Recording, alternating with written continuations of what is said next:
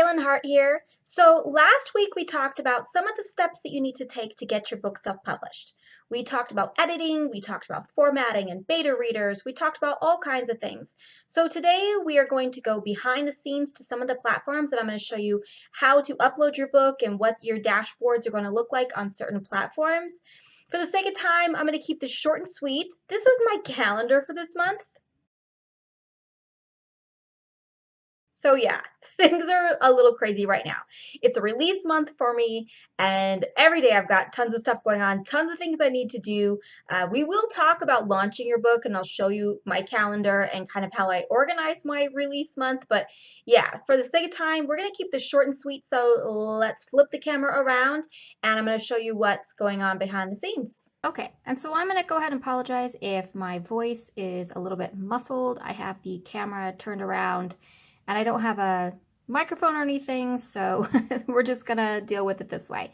So this is the KDP dashboard, and KDP stands for Kindle Direct Publishing. And you get to this by going to kdp.amazon.com. And this is where you're gonna set up your vendor account, and this is how you're gonna load your books.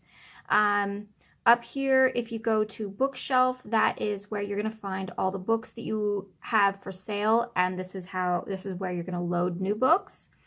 If you go into reports, this is where you're going to find all of your sales information, and if you have any ads running, you can get information from them there as well. Community takes you to the Kindle boards, so if you're looking to connect with other authors or find some how-tos or some advice, this is where you're going to go. And KDP Select is where you're going to go to get information about Kindle Unlimited, and that's how you upload your book into that program. So that's going to be up to you to look that up. So right here, this is how you would load a new book, and this is where you would load a paperback. Now I'm going to just kind of walk through the back end of one of my books. Instead of loading up a new book, I think that'll just be easier and for time. So if you scroll down, you can see all the books that you have for sale. I had a screwed up pre-order, so that's why that one says pre-order canceled, and the other book is way up here. So let's go ahead and just go into Rocking Autumn, and we'll just kind of walk through the back end. Another cool thing in here is if you want to just edit one thing, you can. So you can go into edit ebook details, edit content, edit pricing, enroll your book in KDP Select. Again, that's Kindle Unlimited. Promote and advertise, that's where you would go to do AMS ads. Manage your matchbook. Matchbook is if you have a paperback and you want to go ahead and offer your Kindle book at a discounted price if they purchase both. And this is if you wanted to unpublish your book for any reason. So let's go ahead and go into edit ebook details. Okay, so here we are looking at my title. And when you're uploading your book for the first time, the first screen you're going to be in is the Kindle ebook details. And you're going to select the language that your book is printed in. And if you move down here, you're going to select your book title and a subtitle. Why would I select a subtitle when I already have a title? And this is all about metadata. And metadata is those keywords, search words that will pop up. You also want to use metadata keywords in your book description. So that's why I choose to use a subtitle. Not all genres do this, so make sure you're not in some genre that doesn't do this and all of a sudden you're like the only kid on the block who's got one going there. And then if you have a series, this is where you're going to put that information and what number it is in the series. Edition number, this is also, again, completely optional. So let's say I pulled this book and I completely rewrote it and reformatted it, and I'm sort of republishing it. That's where I would put a new edition number, but we're not going to worry about that today. This is where you put contributors. So this is where you put yourself as an author, list your editor of your book, which is another important thing. If you had a cover photographer, you would list them there. If you had someone who wrote your foreword or did illustrations, that's where you'd want to list that, because everybody who is a contributor towards your book is also searchable on Amazon. And so this is a good way for them to, build themselves as well. And then this is where you put your description, and you can pull the box down like that to give yourself a bigger space to type. Now in the Kindle dashboard, you can use simple HTML in your book descriptions. And if you don't know simple HTML, it's easily searchable, but by doing the H2, that makes, it gives it a little bit of a bigger headline, so it's kind of catchy. It's in bold print. You can do italics. You can do all kinds of things. So that's something important too. So again, when you're putting in your description, remember to use some of those keywords. So like mine might, sexy, rock star, small town, cocky, guitarist. Those are all keywords in my genre that people are going to search. Rockstar romance is a really big search term, and tattooed alpha males is another big search term. So again, I wanted to incorporate as many of those keywords into my metadata so that I come up in all kinds of search ways. Here's where you're going to choose the publishing rights for your book, and I own the copyright to my book. It is not a public domain, so you want to make sure that you click that you have the only publishing rights to your book. And then here's where you're going to enter in keywords for your book. And keywords are really important, and they're probably way more important than you think. So I'm not going to just type in, let's say, romance or romance novel. It's pretty obvious that mine is a romance.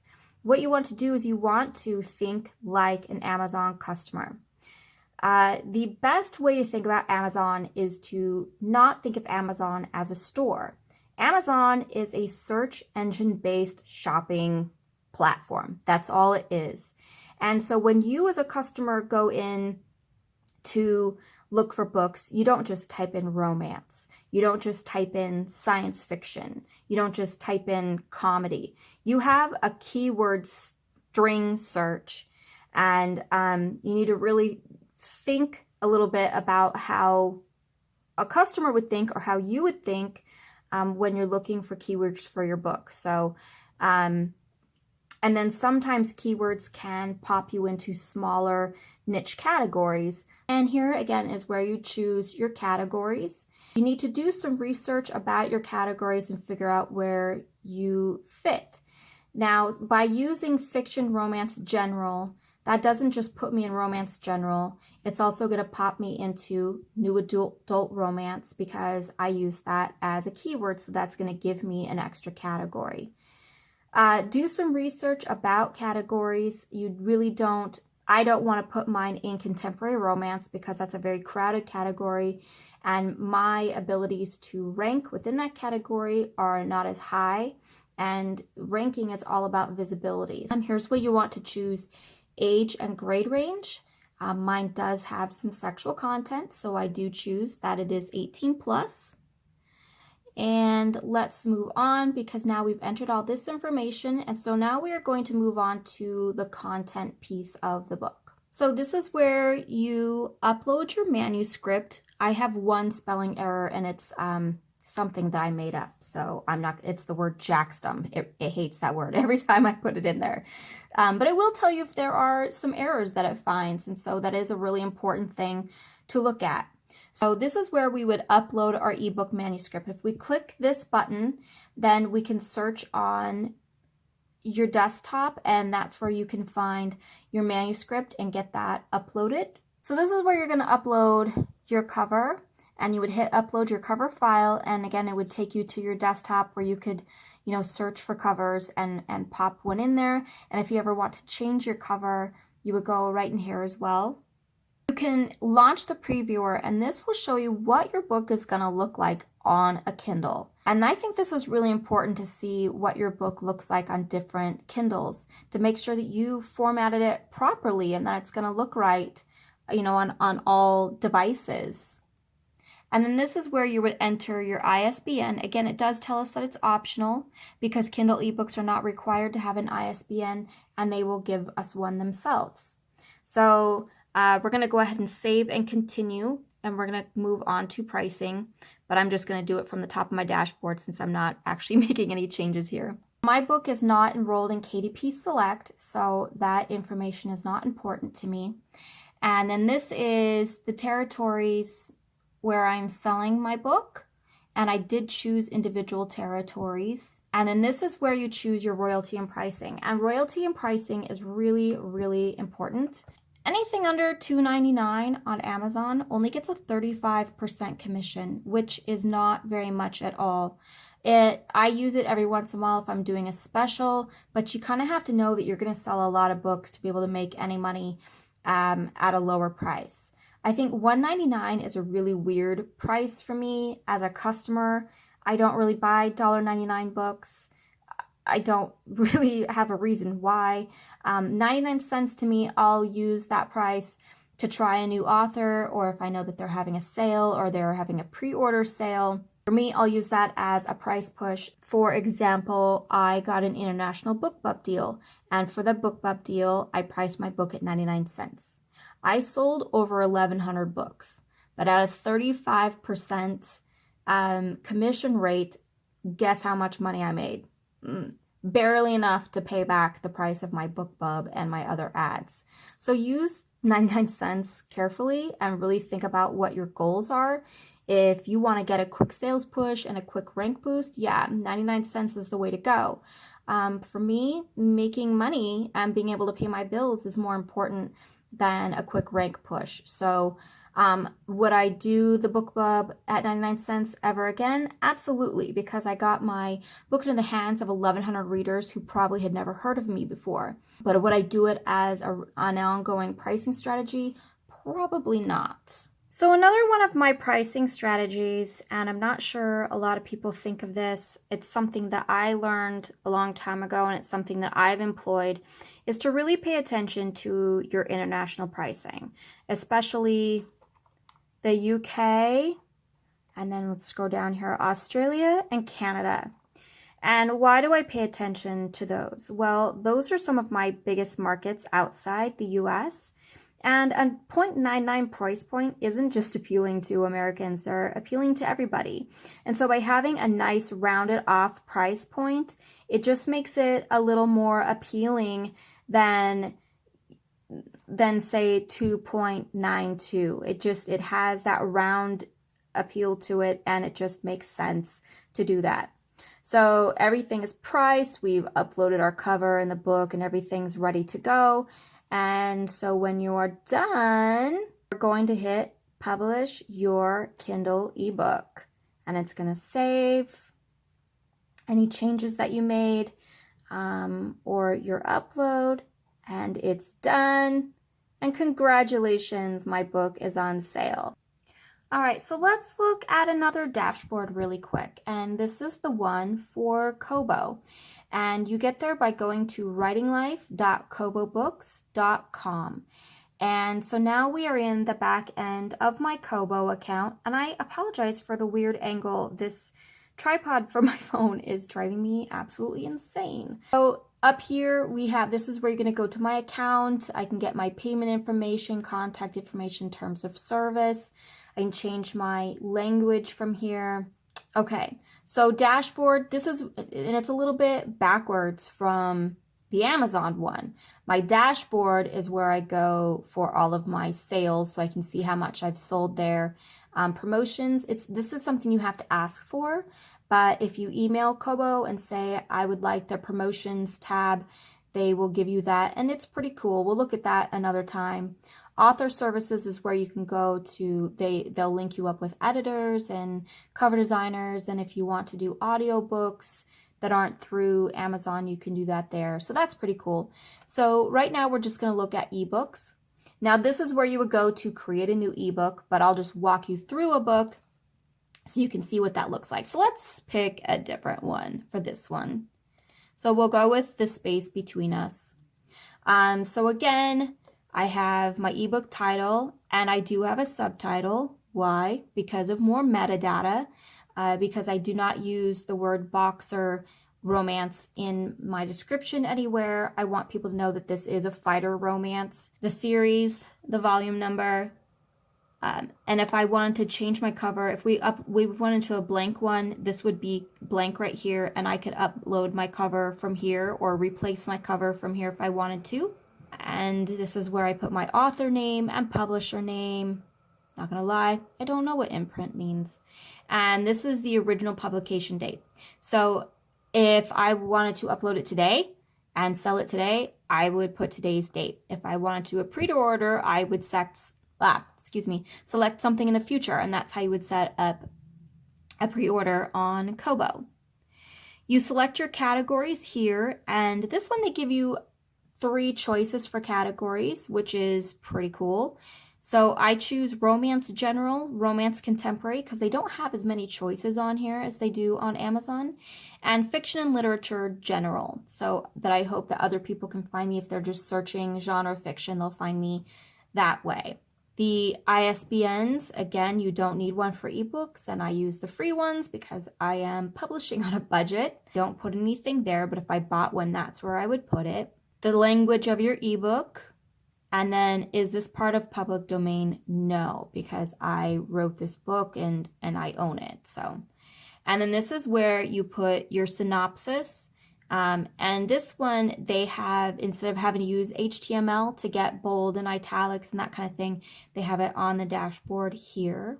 And so that's all for this part. And so to move on, we're going to hit save and continue. This is where you are going to upload your content. So you use the little magnifying glass to find your book, and they take EPUB, DOC, DOCX, MOBI, and ODT.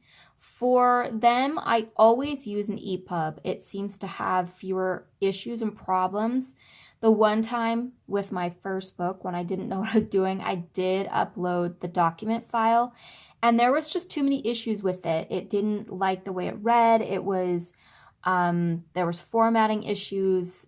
There was just a crazy amount of things wrong. If I wanted to replace my file, if I changed something in the book or maybe added some new back matter, I would replace my file here. And then it will give you a nice big, congratulations, your ebook is ready to be published in the Kobo catalog, which validates me and makes me feel good about myself. So let's move on to rights and distribution. And do I want to apply digital rights management? Yes, I always put that with every book. Geographic rights, I have the worldwide rights to this book. Make it available with Kobo Plus? Yes. And the reason that I'm doing that is that it's kind of a beta program and it's only available in a couple of countries. You do not have to be exclusive to Kobo.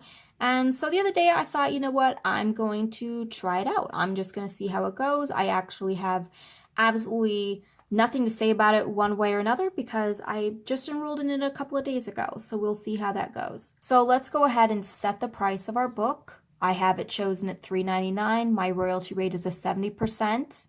And again, I've chosen custom prices for other countries. And then here we would go to publish your ebook. Okay, and here we are behind the scenes at Draft2Digital. It's one of the other platforms that I use for my books. And you get there by going to draft2digital.com, and from there, you can set up an account. Here I would go to my account, and that's how I set up all my personal information and tell them how I want to be paid. My reports is where you're going to get all of your sales reports. I have to say that the level of customer service that I've gotten from all 3 of these platforms so far, anytime I have a question or a problem or need an explanation about something, has been exceptional. It has never taken me more than 24 hours to hear back from someone. They're always very pleasant, very helpful. It makes it very easy to do business with them. So if I was going to add a new book, this is where I would go, but we're going to go ahead and walk through the steps of one of my other books again. And so let's just choose Rocking Autumn. So step 1, and it walks you through steps. I find that really helpful. In fact, I think that of all of the platforms, Draft2Digital is probably the most user-friendly. I think that their platform was really easy to work with. So this is where I would browse my computer and find a file. So I would upload it here and it gives you a little bar graph when it moves through. I put my title, my series and volume number, what language it's in, what release date it is. Again, if I was setting up a pre-order, I would put it at something later than it was. This is where I use all the contributors, so myself as the author, my editor for this book, and this is where I put my description. And if you noticed something about Kobo is that they do not have keywords, which I find really interesting, and that's why, again, I think that that metadata is so important in your book description so that people can find you on these platforms. Now, what I really like about Draft2Digital, and I have heard that it doesn't transfer over to some platforms, but I could be wrong. Look at all these keywords you can use. You can have so many keywords. I mean, I could go in and add more right now, and I absolutely love that. This is where you put in the publisher, which is you, or if you have a publishing house, you would put that. The ISBN for your book, and this one has been given to me by them. And then this is where I would choose all my categories. And again, look at all the categories that they let you have in Draft2Digital. I really like that because, you know, sometimes they don't always fit just in one or two categories. There's so many more. So that's that one. Once we've gotten all these filled out, now we are going to save and continue. And so here we are on the book layout. This is where I upload my covers. So you would browse from your desktop, find the image, and then it would pop up here. And you can make sure, yes, that's the right file. Draft2Digital also adds things for you. So if you don't know how to do a copyright page, you can put that in here. If you have a dedication that you always use, you can put that right here. The only things I always use are also by, because it will do a promotional page for my books I've also written. There's a page where people can sign up to get email notifications every time I publish a book, and that's pretty cool. And then a teaser, and I can select which one. Let's see. Okay, yeah, so if I select that, it'll say, hey, you know, what book do you want us to put a promotional teaser for? And I can choose any of the books that I have published with them, and it puts a full cover and the full synopsis, which is really neat. I don't do an about the author because I do that on my own when I format my books, so I don't really need that. But you can do that. It will take the information that you put into your account and it'll make kind of like an about the author page, which is really cool.